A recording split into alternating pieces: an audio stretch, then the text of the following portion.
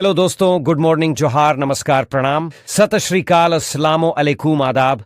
कैसे हैं आप सब? उम्मीद है आप लोग अच्छे होंगे। आज हम हर रोज की तरह फिर से हाजिर हैं झारखंड के तमाम छोटी बड़ी खबरों के साथ।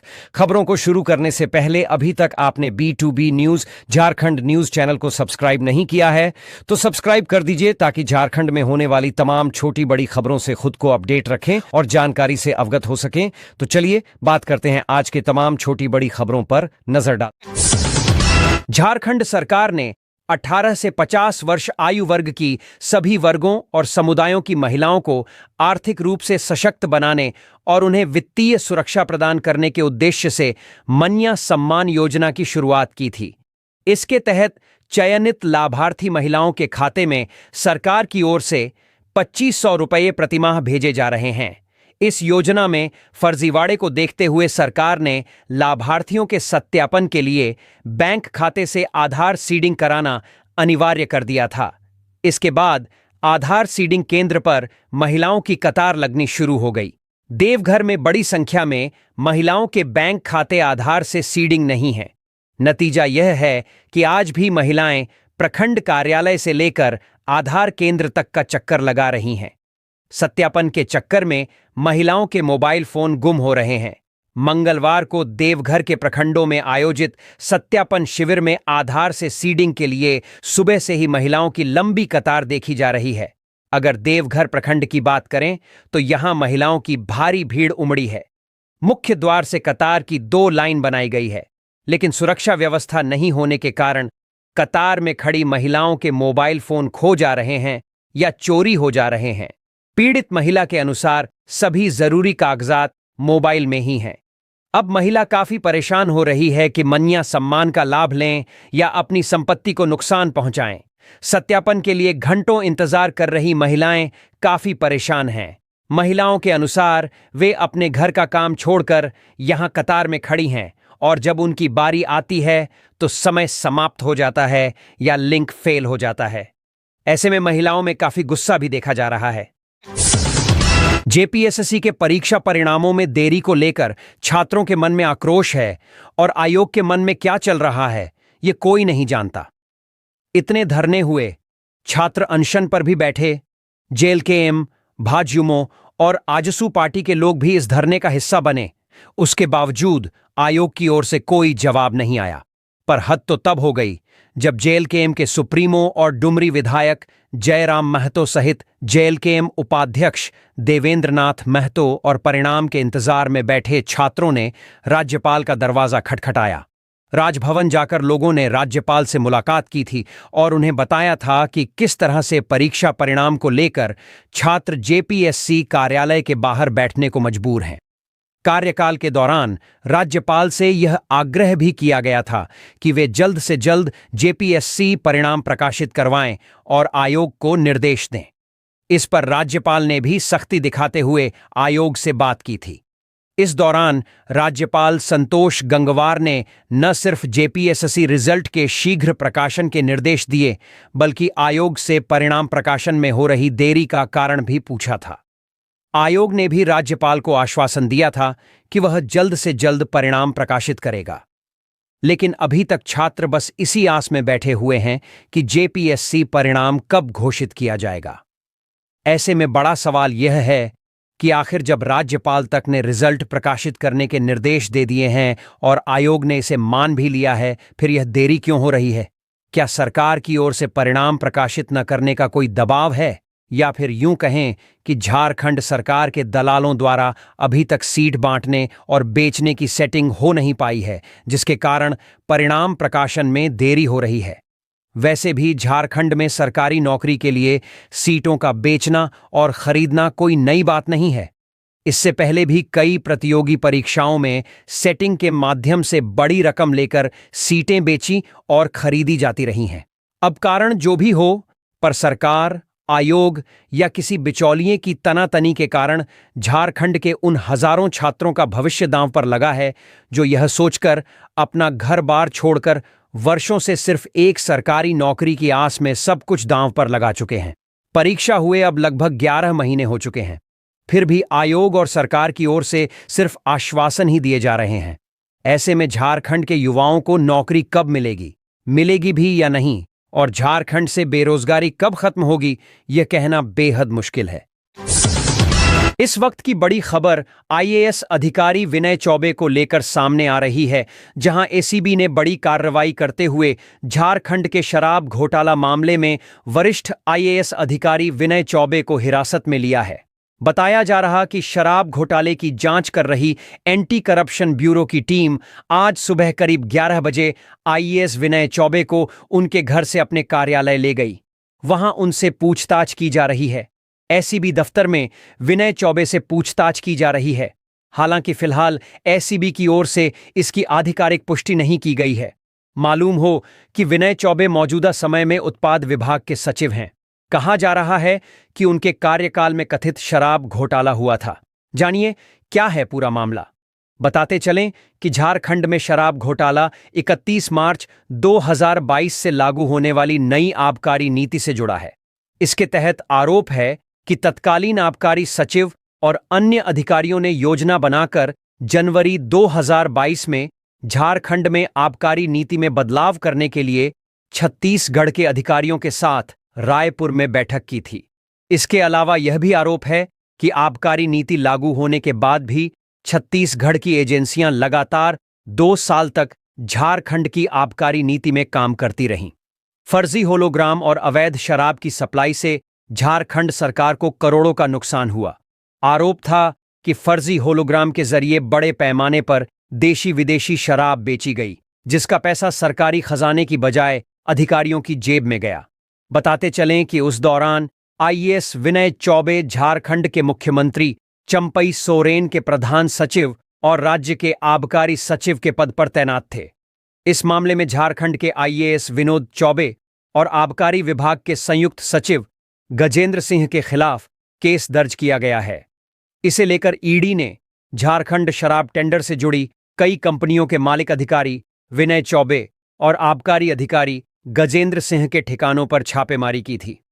आज दोनों अधिकारियों को हिरासत में लेकर एसीबी पूछताछ कर रही है।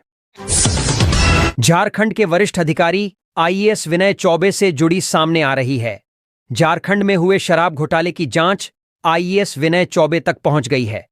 जानकारी सामने आ रही है कि कथित शराब घोटाले में आईएएस अधिकारी विनय चौबे से एसीबी पूछताछ कर रही है। बताया जा रहा कि शराब घोटाले की जांच कर रही एंटी करप्शन ब्यूरो की टीम आज सुबह करीब 11 बजे आईएएस विनय चौबे को उनके घर से अपने कार्यालय ले गई। वहां उनसे पूछताछ की जा रही है। एसीबी कार्यालय में संयुक्त उत्पाद आयुक्त गजेंद्र सिंह भी मौजूद है। विनय चौबे उत्पाद विभाग के तत्कालीन सचिव हैं। बताते चलें कि शराब घोटाला कथित तौर पर उनके कार्यकाल में हुआ था। बताते चलें कि ईडी छत्तीसगढ़ ने Chhattisgarh state marketing corporation limited के खिलाफ ईसीआईआर दर्ज कर मामले की जांच शुरू की थी। जांच में पाया गया था कि कॉरपोरेशन के अधिकारियों ने शराब कारोबारियों के साथ सिंडिकेट बनाकर छत्तीसगढ़ सरकार को आर्थिक नुकसान पहुंचाया है। इस मामले में छत्तीसगढ़ ईडी ने वहां के आईएएस अफसरों समेत शराब कारोबारियों पर कार्रवाई की थी। जांच के दौरान ईडी को पता चला था कि छत्तीसगढ़ में शराब घोटाले को अंजाम देने वाले सिंडिकेट ने झारखंड में भी नई उत्पाद नीति बनाई थी और झारखंड में भी शराब घोटाले को अंजाम दिया था।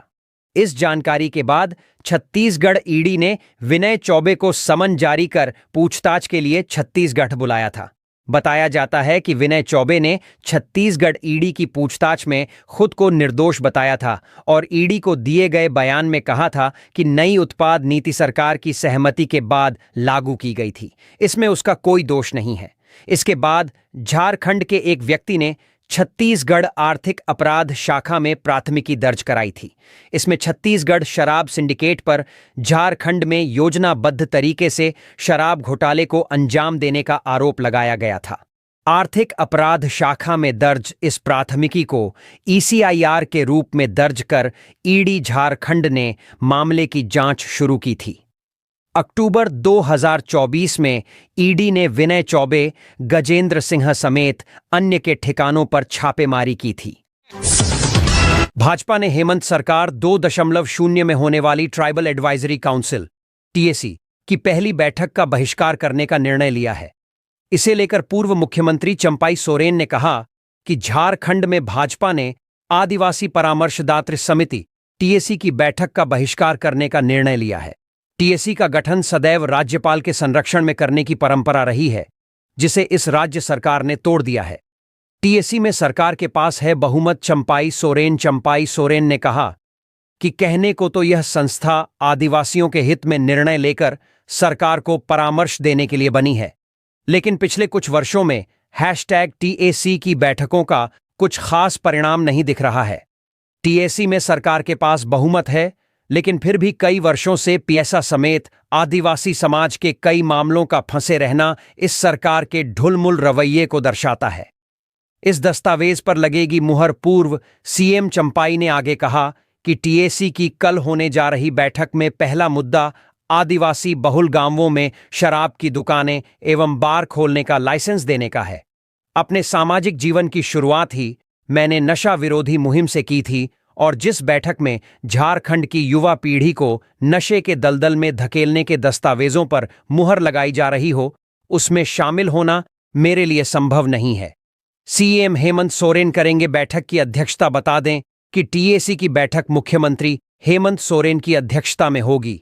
विधायक संजीव सरदार, सोनाराम सिंकू, स्टीफन मरांडी, लुइस मरांडी, राजेश कच्छप, जिगा सुसारण होरो, सुदीप गुद्दिया, आलोक सोरेन, जगत मांझी, नमन विक्सल कोनगाधी, रामचंद्र सिंह, राम सूर्या मुंडा और Dashrath Gagrai tribal advisory council के सदस्य हैं। इसके अलावा भाजपा की ओर से बाबूलाल मरांडी और चंपाई सोरेन टीएसी के सदस्य हैं। काउंसिल में मनोनीत सदस्यों के रूप जोसाई मार्डी और नारायण उरांव शामिल हैं। प्रधानमंत्री नरेंद्र मोदी 22 मई को वीडियो कॉन्फ्रेंस के माध्यम से खूंटी जिला के गोविंदपुर रेलवे स्टेशन सहित 103 अमृत भारत स्टेशनों का उद्घाटन करेंगे। इस दौरान प्रधानमंत्री द्वारा झारखंड के राजमहल और शंकरपुर रेलवे स्टेशनों का भी उद्घाटन किया जाएगा। जानकारी के अनुसार गोविंदपुर रेलवे स्टेशन खूंटी के कर्रा प्रखंड क्षेत्र में स्थित यात्री और माल परिवहन के लिए हटिया बंडा मुंडा खंड का एक महत्वपूर्ण स्टेशन है।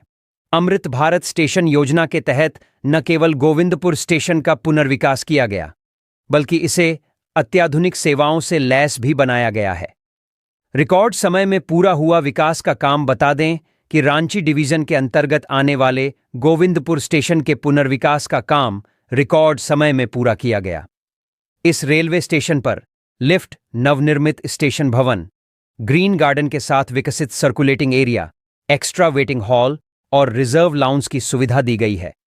साथ ही गोविंदपुर रोड को विकसित प्लेटफॉर्म सतह और प्लेटफॉर्म शेल्टर जैसी आधुनिक सुविधाओं से लैस किया गया है। इन सुविधाओं पर हो रहा कार्य बताया गया कि स्टेशन में दिव्यांगजनों के लिए रैंप, वाटर बूथ और शौचालय की भी व्यवस्था की गई है। साथ ही इस स्टेशन के पार्किंग क्षेत्र का विकास और स्टेशन क्षेत्र में स्थानीय कला पेंटिंग, सर्कुलेटिंग एरिया का विकास भी किया गया है। इसके अलावा गोविंदपुर स्टेशन पर स्टेनलेस स्टील के बेंच, सड़क किनारे नाली, पैदल पथ निर्माण, बाउंड्री वॉल निर्माण और प्रवेश द्वार की सुविधा पर भी कार्य शुरू कर दिया गया है। क्या है अमृत भारत स्टेशन योजना? मालूम हो कि झारखंड के 57 स्टेशनों को अमृत भारत स्टेशन योजना के तहत विकसित किया जा रहा है। इस योजना के अंतर्गत पिछड़े इलाके के रेलवे स्टेशनों का पुनर्विकास किया जाता है, जो सरकार द्वारा इन इलाकों के रेलवे बुनियादी ढांचे के आधुनिकीकरण की दिशा में उठाया गया एक अहम कदम है। इस योजना का उद्देश्य यात्री सुविधाओं को बढ़ाने के साथ ही स्टेशनों का पुनर्विकास करना है, जिससे ये स्टेशन क्षेत्र के आर्थिक विकास में भी योगदान दे सके। झारखंड की राजधानी रांची में मौसम के मिजाज ने मंगलवार की दोपहर में करवट ली और झमाझम बारिश से मौसम सुहाना हो गया। मौसम में बदलाव से लोगों ने गर्मी और उमस से राहत की सांस ली।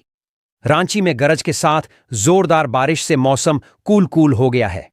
मौसम विभाग ने अपने पूर्वानुमान में देवघर, हजारीबाग और रांची में तेज हवाओं के साथ बारिश की संभावना जताई थी।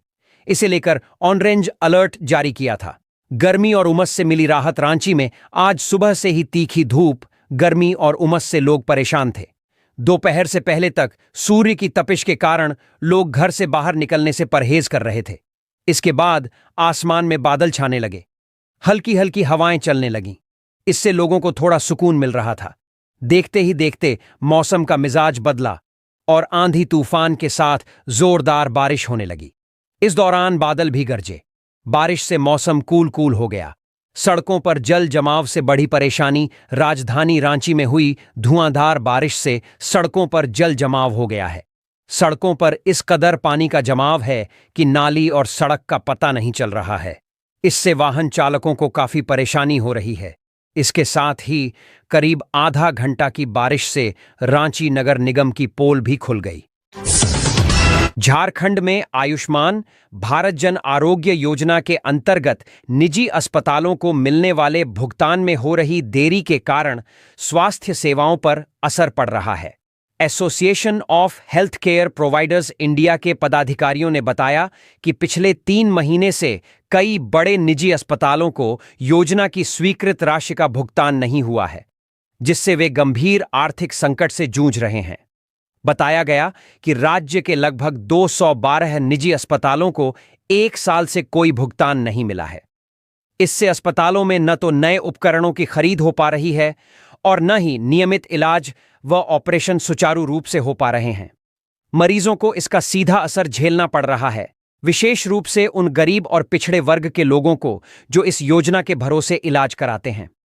स्थिति की गंभीरता को देखते हुए एसोसिएशन के प्रतिनिधियों ने राज्य के स्वास्थ्य मंत्री डॉ. इरफान अंसारी से मुलाकात की और समस्या से अवगत कराया। उन्होंने जानकारी दी कि भुगतान न होने के कारण कई अस्पतालों पर बंदी की स्थिति उत्पन्न हो रही है और योजना का भविष्य भी अनिश्चित होता दिख रहा है। सबसे बड़ा असर हजारीबाग जिले में देखने को मिला है, जहां सभी निजी अस्पतालों ने मुख्यमंत्री जन आरोग्य योजना को अस्थायी रूप से बंद कर दिया है। इससे आम मरीजों को इलाज के लिए भटकना पड़ रहा है। बताया गया कि यह समस्या TMS 2.9 पोर्टल लागू होने के बाद से बढ़ी है। नए पोर्टल के शुरू होने के साथ ही भुगतान की प्रक्रिया लगभग ठप हो गई है। एसोसिएशन ने आग्रह किया है कि राज्य सरकार और संबंधित विभाग इस विषय को प्राथमिकता दें, ताकि योजना के उद्देश्य के अनुरूप गरीब मरीजों को समय पर और सुलभ इलाज मिल सके। जैक बोर्ड 10वीं 12वीं रिजल्ट का इंतजार खत्म होने वाला है। जैक बोर्ड रिजल्ट jackresults.com और jack.jharkhand.gov.india.in पर चेक कर सकेंगे। 30 मई तक मैट्रिक से लेकर इंटर के सभी संकायों का परिणाम घोषित करने की तैयारी की जा रही है। बताया जा रहा है कि पहले 10वीं और 12वीं साइंस स्ट्रीम का रिजल्ट जारी किया जाएगा। उसके बाद आर्ट्स और कॉमर्स के विद्यार्थियों का परिणाम घोषित किया जाएगा। आर्ट्स और कॉमर्स की आंसर शीट अभी पूरी तरह से चेक नहीं हुई है। पूर्वी सिंहभूम जिले में इंटरमीडिएट के इंग्लिश विषय की उत्तर पुस्तिकाओं की जांच अब तक पूरी नहीं होने से झारखंड एकेडमिक काउंसिल जैक 12वीं रिजल्ट में देरी हो रही है। वहीं मैट्रिक की सभी कॉपियों की जांच पूरी कर जैक को रिपोर्ट भेज दी गई है। बीते वर्ष झारखंड बोर्ड 12वीं रिजल्ट में देरी हो रही है। वहीं मैट्रिक की सभी कॉपियों की जांच पूरी कर जैक को रिपोर्ट भेज दी गई है। कक्षा 10वीं की परीक्षा में कुल 3,78,398 छात्र परीक्षा में शामिल हुए थे। यहां कुल पास फीसदी 90.39% पास प्रतिशत दर्ज किया गया था। वहीं 12वीं की परीक्षा में 54 फर्स्ट, 40.63% सेकंड और 5.17% छात्र थर्ड डिवीजन पास हुए थे। झारखंड बोर्ड कुछ दिन पहले 9वीं का रिजल्ट घोषित कर चुका है और अब लाखों स्टूडेंट्स झारखंड बोर्ड 10वीं 12वीं रिजल्ट 2025 पर लेटेस्ट अपडेट का इंतजार कर रहे हैं। पिछले साल यानी 2024 में झारखंड बोर्ड 10वीं रिजल्ट 19 अप्रैल 2024 को सुबह 11:30 पर घोषित किया गया था। इस हिसाब से झारखंड 10वीं रिजल्ट 2025 जारी करने में 1 महीने की देरी हो चुकी है। जैक 10वीं 12वीं रिजल्ट की घोषणा एक प्रेस कॉन्फ्रेंस में की जाएगी। इसके तुरंत बाद रिजल्ट का लिंक आधिकारिक वेबसाइट jseresults.com पर उपलब्ध होगा। छात्र लॉगिन क्रेडेंशियल के रूप में अपने रोल नंबर और रोल कोड का उपयोग करके अपना परिणाम डाउनलोड कर सकेंगे। वेबसाइट हुई क्रैश तो ऐसे पाएं SMS से झारखंड बोर्ड 10वीं रिजल्ट। झारखंड एकेडमिक काउंसिल जल्द ही मैट्रिक ऑफ इंटर साइंस का रिजल्ट घोषित करेगा। छात्रों की अधिक संख्या के चलते रिजल्ट के वक्त जैक की वेबसाइट jc.jcharkhand.gov.in क्रैश हो सकती है या उसमें कोई तकनीकी समस्या आ सकती है। ऐसे में आपको एसएमएस की मदद से रिजल्ट चेक करने का तरीका भी आना चाहिए। एसएमएस अलर्ट पाने के लिए आपको नीचे दिए गए लिंक क्लिक कर रजिस्ट्रेशन करना होगा। नीचे दिए गए लिंक में आपको सिर्फ अपना नाम, मोबाइल नंबर, ईमेल और कक्षा की जानकारी देनी होगी। रिजल्ट जारी होने के आपको अलर्ट मैसेज भेजेगा। अलर्ट में दिए गए लिंक पर क्लिक कर आप रिजल्ट चेक कर सकेंगे। बीते सप्ताह इस्लामिक स्टेट के 2 आतंकियों अब्दुल्ला फैयाज और तालहा खान को एनआईए ने मुंबई एयरपोर्ट से गिरफ्तार किया था।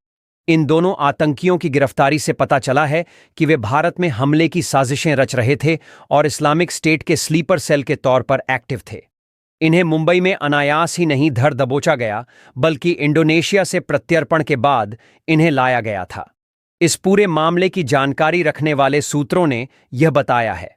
ये दोनों लोग महाराष्ट्र से ही इस्लामिक स्टेट के स्लीपर सेल के तौर पर एक्टिव थे और फिर इंडोनेशिया भाग गए थे।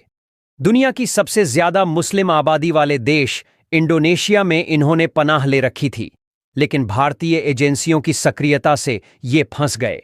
इसके अलावा इंडोनेशिया ने भी आतंकवाद से लड़ाई में साथ देने का वादा भारत से निभाया। इंडोनेशिया की ओर से यह बड़ी मदद ऐसे समय में की गई है जब पहलगाम आतंकी हमले के बाद से भारत का पाकिस्तान के साथ तनाव चल रहा है। यही नहीं, कुछ दिनों तक तो युद्ध जैसे हालात बने रहे। पहलगाम आतंकी हमले की भी इंडोनेशिया ने निंदा की थी और आतंक से निपटने में भारत के साथ चलने का संकल्प जताया था। इंडोनेशिया ने उसी वादे पर अमल करते हुए 2 आतंकवादी सौंपे हैं। उसने इस्लामिक सहयोग संगठन में भी भारत का पक्ष रखा था। बता दें कि इंडोनेशिया के साथ भारत के पुराने रिश्ते रहे हैं। इसके अलावा सांस्कृतिक तौर पर भी इंडोनेशिया खुद को भारतीय संस्कृति का अनुयायी बताता रहा है। यहां तक कि इसी साल जनवरी में इंडोनेशिया के राष्ट्रपति प्रबोवो सुबियांतो गणतंत्र दिवस परेड में मेहमान के तौर पर आए थे। उनका भारत के बाद पाकिस्तान जाने का भी प्लान था। इस पर भारत ने ऐतराज जताया तो उन्होंने पाकिस्तान जाने का प्लान टाल दिया था। फिर वह भारत में ही ज्यादा दिनों तक रुके रहे। वह भारत में तय कार्यक्रम से भी ज्यादा समय तक रुके रहे। इससे पता चलता है कि इंडोनेशिया के साथ भारत के संबंधों की क्या गहराई रही है। माना जा रहा है कि इन 2 आतंकियों के प्रत्यर्पण के पीछे भारत सरकार के कूटनीतिक प्रयासों की सफलता है। सुबियांतो से हाल ही में इंडोनेशिया में तैनात भारतीय राजदूत ने मुलाकात की थी। राजदूत की राष्ट्रपति से मुलाकात में बन गई बात। इस मीटिंग में सुबियांतो ने साफ कहा था कि हम पहलगाम अटैक की निंदा करते हैं। इंडोनेशिया का इस्लाम आतंकवाद नहीं सिखाता। यही नहीं, जनवरी में जब वह भारत आए थे तब भी पीएम नरेंद्र मोदी के सुर में सुर मिलाते हुए आतंकवाद को दुनिया के लिए बड़ा खतरा बताया था। कहा जा रहा है कि इस बार भी जब राजदूत उनसे मिले तो आतंकवाद पर बात हुई और उन्होंने स्लीपर सेल से जुड़े 2 लोगों की बात उठाई। यहीं से आतंकी तलहा खान और अब्दुल्ला फयाज के प्रत्यर्पण की पटकथा लिखी गई।